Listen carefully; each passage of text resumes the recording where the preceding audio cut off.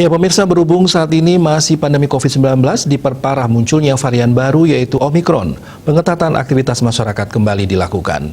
Pengetatan dilakukan saat perayaan Natal dan Tahun Baru, diantaranya Pesta Kembang Api.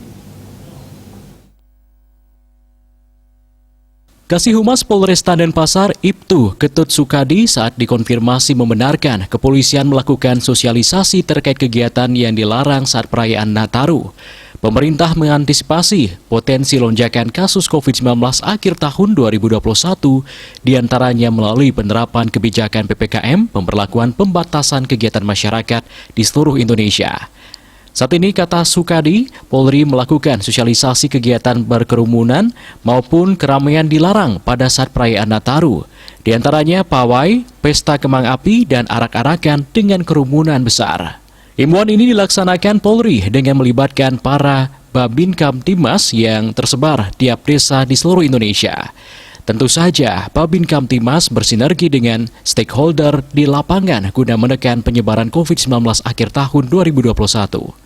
Negara terpapar Omikron sudah mendekat Indonesia sehingga harus waspadai bersama dengan disiplin menerapkan prokes.